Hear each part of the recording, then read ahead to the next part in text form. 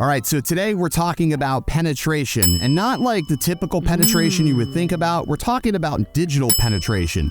Now, these are the True RC, these are the patch antennas from True RC, and they're designed to give you better penetration and better range. Also, I want you to go ahead and take a shot every time I say penetration. If you're counting, that's I think 3 times. So you should be pretty fucked up right now. Let's get started. Alrighty, so today's video, we're going to be taking a look at the True RC patch antennas for the Goggles 2. Now, the Goggles 2 really don't have a lot of antenna options, so it's great to see that True RC has created something that we can use. Now, the Goggles 2 is pretty unique because it actually has a set of 4 antennas. You have 2 antennas that sit externally, and then you have 2 antennas that are sitting internally. Now, all the antennas that come factory with the Goggles 2 are omnidirectional antennas. These are going to be a little bit more directional with about a 120-degree span of radio frequency or digital pickup, I should say. It's also worth noting these are the same patch antennas that are used for the walk snail system. So we shouldn't see too much difference in regards to performance. However, True RC has said that this has improved the range. I think they said they flew out like something like 20 kilometers or something like that with these. I don't know what they were flying, but they did say it improved the range. So we will test that in this video, and we're going to try to penetrate through the building behind me. We're just going to try to go as deep as we can, as hard as we can, and as far as we can before the drone just says, I can't take it anymore. That was pretty inappropriate. All right, let me get the Avata in the air. All right, so it's also worth noting that these antennas only go in one specific way. So they are 3D printed, it looks like, on the backside, or at least that's what it looks like. It looks like it could be like some sort of ABS 3D print. But anyways, if you pull these antennas out, they have little slots, and I'm trying to do this while holding a camera, so bear with me here, guys.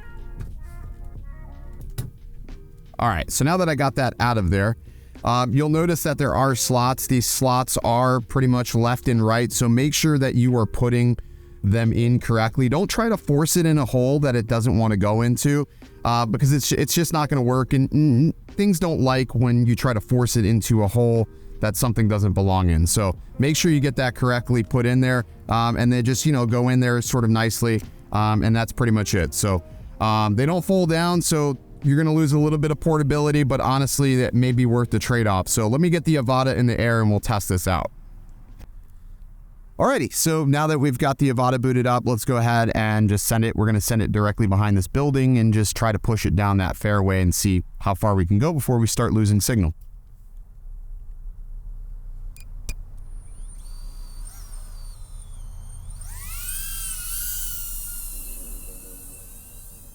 Now, this Avata was not updated to the latest firmware, so that is something else. I'm getting a warning about the incompatible firmware version, and that's normal.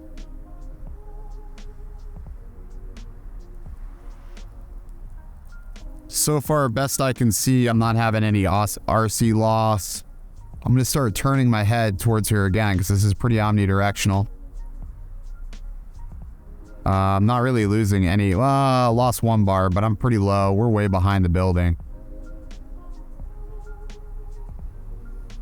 Starting to lose RC right there. I'm starting to lose HD, but I have 2 bars.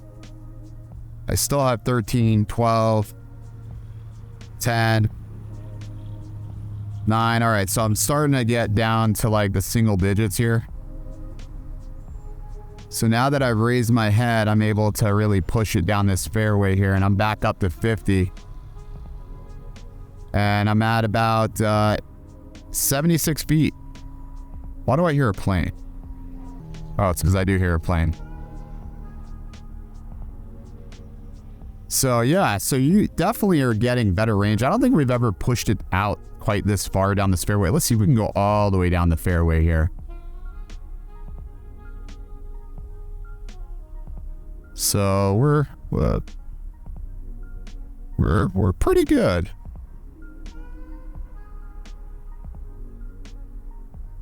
Yeah, I mean, we're pushing it. We're up higher, but I mean, we've tried this before. We're only up about like 80 feet, so we're still pretty low in relative terms here. So now I'm going to start bringing it down. And we're starting to lose HD, but that's, again, not terrible. So really tough to say if penetration's better or if it's just an altitude thing.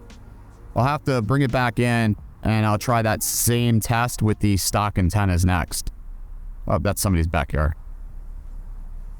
But I now have these stock antennas back on, and I'm going to take the Avata back out to the same direction. I just want to see if I can maintain that about 80-foot altitude without losing too much HD quality with these. Because again, there's no real scientific way. I'm not Mads Tech. I'm not scientific.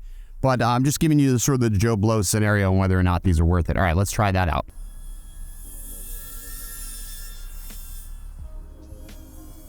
Alrighty.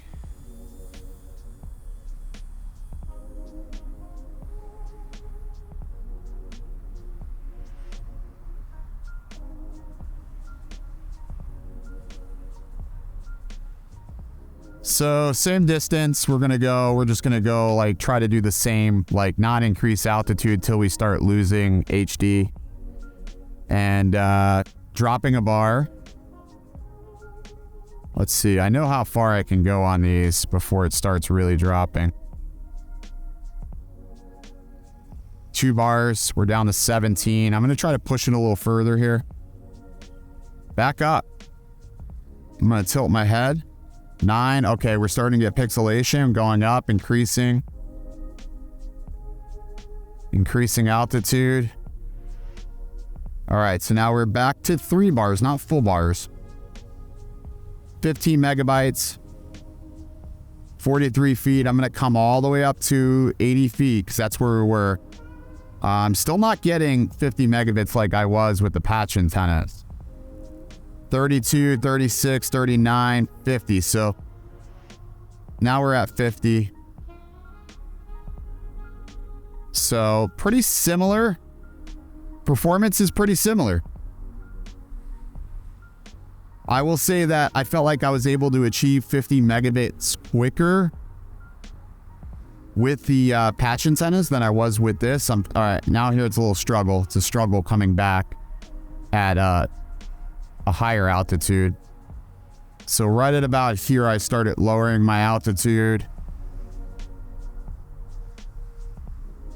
Yeah, it's a little struggle right here. See, I felt like I had better penetration through here, and I was pretty deep. But all right,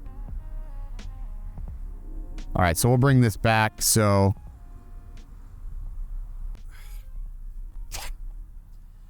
alrighty, so what's my verdict and takeaway on these patch antennas? Well, at least when it comes to your conventional traditional quads, I don't really have a clear-cut winner one way or the other. I will say these are a bit less portable than the other antennas because they don't fold up, and I've sort of grown accustomed to the smaller footprint of the Goggles 2.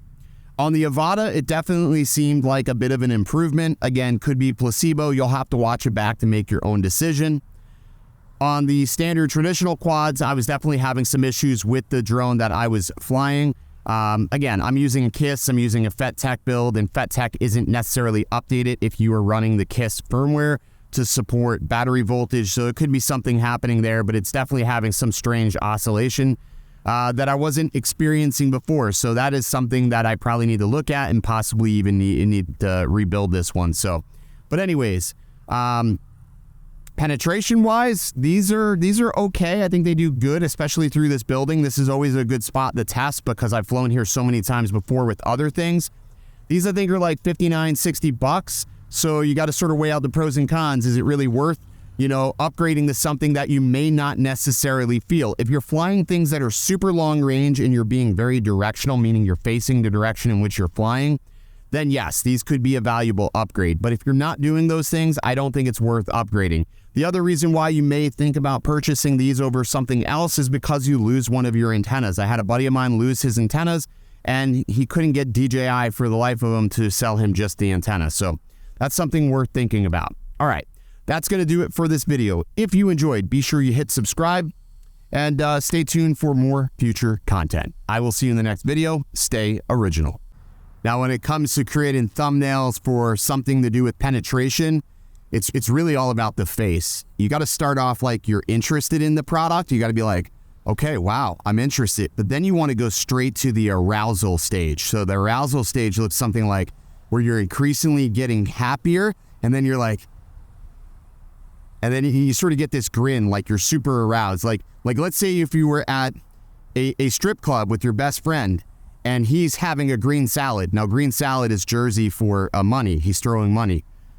You know, and it could be men or women. It doesn't matter. We don't discriminate. But you want to get that arousal face, like, like that's my, like when I'm aroused, that's my face. Like, so you got to get that face going to really indicate that this is about penetration. So again, thumbnail 101, you just got another secret. You're welcome.